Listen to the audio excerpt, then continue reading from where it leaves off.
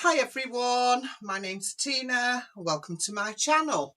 So today I'm just doing a video about my journey so far on reselling in the UK.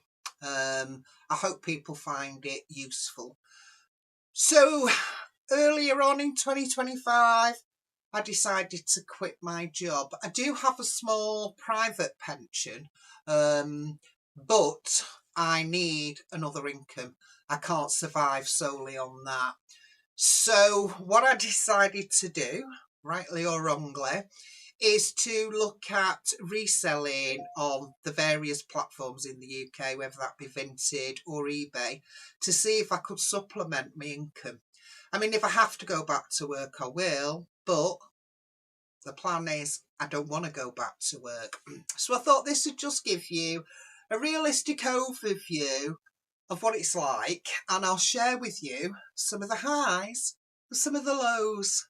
And of the lows, there have been several. Anyway, I hope you find it interesting. So before I started, I did quite a bit of research. I say research. I looked on YouTube. I looked at other resellers. I looked at options of trying to resource items to sell, mainly clothing on Vinted. And did it help me? Well, yes and no. I seen some things on YouTube which I thought, wow. And I've got to say, sometimes if things are too good to be true, they usually are. Anyway, so I wasn't completely new to reselling. In the past, I've sold my own things on Vinted and on eBay. But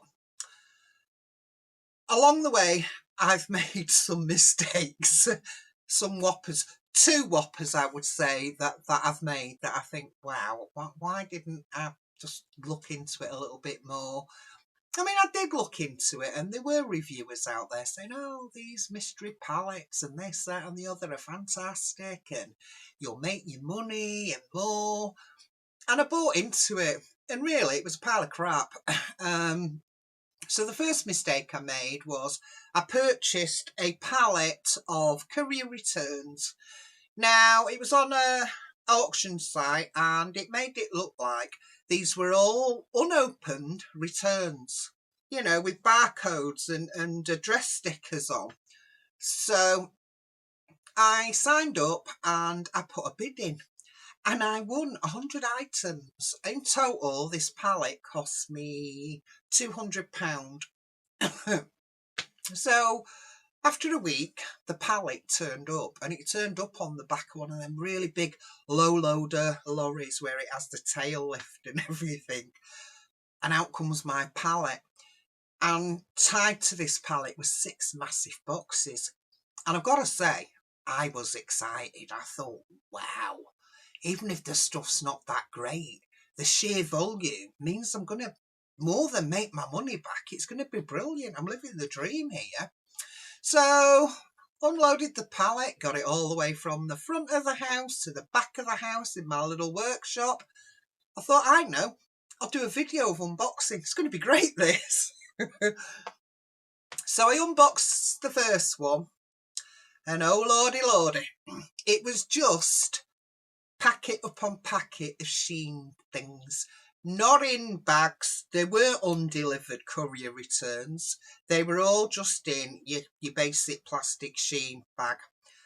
And I'm not saying everything you get from Shein is crap, because I've bought stuff from Shein and some of it's been okay and some of it's been not so okay. But this was absolute tat. I had 6 big boxes of tat, and I think on that pallet, I think I sold about £40 worth of stuff, and I give away some stuff. I took some half decent stuff, kids stuff, because that's not my thing, to the charity shop, and the rest I ended up taking to the local recycling centre and putting it in the clothes recycle. So that was that. That was a big learning curve for me. And even now I see people on Facebook and YouTube going, oh, look at my palette. Oh, it's brilliant. Here's the link back. Avoid it. maybe I was just unlucky, but I don't think so. I feel as though it was a way of shifting all of the Shein returns that in reality are not actually worth shipping back to China. So I won't make that mistake again. But, you know, it was a learning curve, and I've learned, well, I say I've learned from it.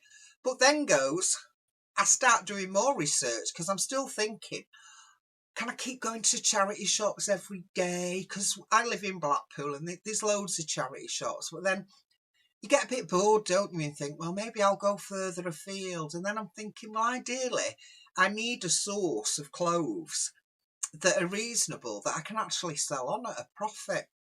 And charity shops do that, but I just had it in my head that there has to be a better way of going out and finding things. So, what did I do? I seen something on YouTube about a rag warehouse. And again, I found a rag warehouse. It was in Manchester. I went online and they assured me that this was a 23 kilogram of box of grade A women's summer clothing. And they're all high street brands. So I thought, ooh, how much is this? So it was 125 quid. And I thought, you know what? If it works, it could be a good source. So, pays online, £5 delivery. I thought, well, hey, here we go. A few days later, big box trips up. I thought, right, here we go again. Got the box into my work shed. Thought, right, let's do a video opening this box, seeing what we've got. It's going to be brilliant. And I opened it, and what I will say, it was better than the Shein stuff. It was definitely better than the Shein stuff. But it was a box of, it was New Look. There was some Primark stuff in there. It was Dorothy Perkins. It was Papaya Matalan. A couple of blue vanilla things in there. I didn't personally think it was worth it, because if I went to a charity shop, I got 130 items. So in effect, it was like £1 an item. But if I'd have gone into a charity shop and seen some of that stuff at £1 an item, would I have bought it? No. So on that particular box, I think to date I've made about 70 quid. The good thing is I've still got I've got 2 big black bin bags full of stuff that I need to go through, either launder, iron, whatever, take pictures and upload. So hopefully on that, I will actually get my money back. But I wanted to do more than get my money back. So that's the 2 biggest mistakes that I've made so far on this journey.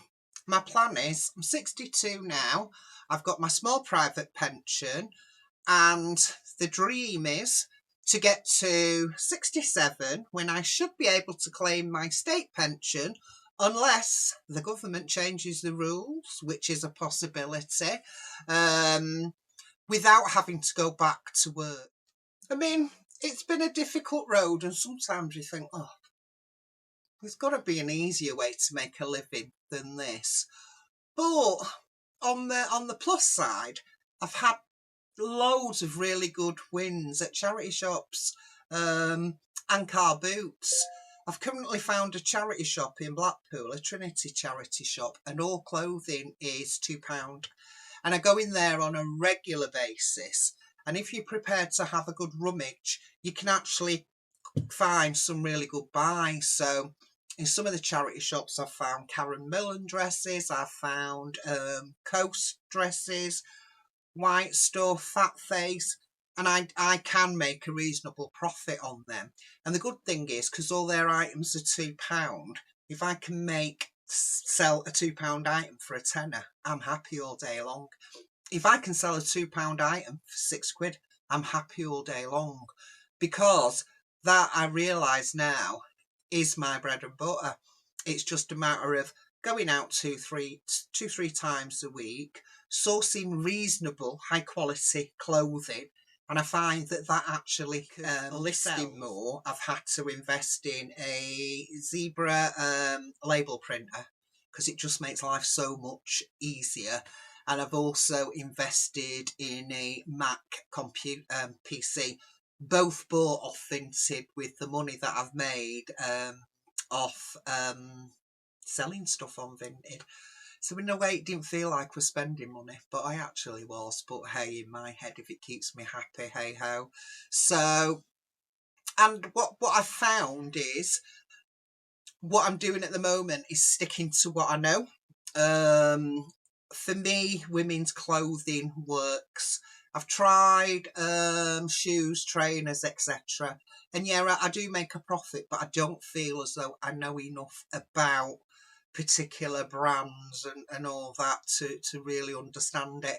I am beginning to build knowledge and expertise in women's clothing, because there's quite a lot of brands out there that I've never heard of that are actually really go-to brands, and you can flip a really good profit on them.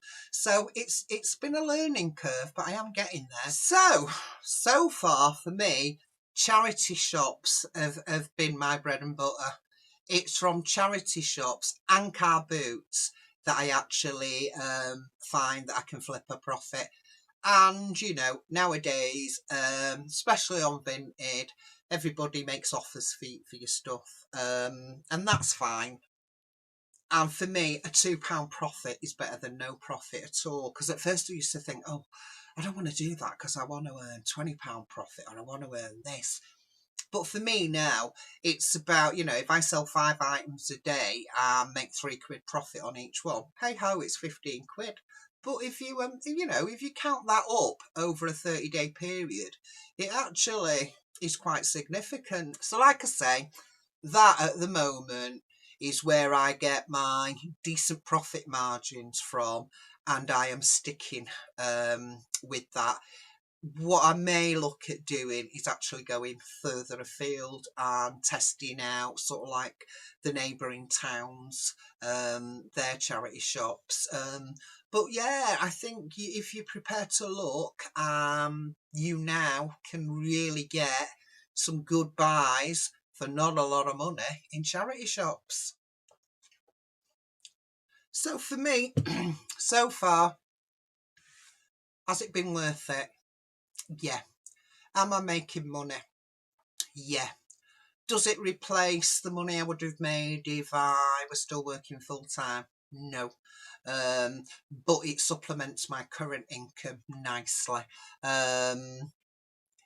So final thoughts for me is, if it's something you're thinking of doing, I mean, obviously it's never going to cover a full-time job. Well, for some people it might, but for me, I'm not there yet. But if it's something you're thinking of doing as a side hustle or to supplement an income, and you're prepared to go out and look through shops 2-3 times a week, go to a couple of car boots every month, then yeah, it's doable. So yeah, so it's not always going to be glamorous. I've been at car boots when it's been chucking it down and I'm in a muddy field, but sometimes on them days I get some right good parking, so hey ho. But I'm going to carry on with this journey, and along the way I'll continue to post videos about my journey.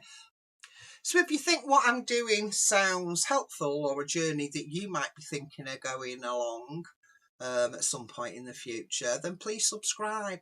Anyway, thanks for your time. Thanks for watching. Take care, everyone. Bye.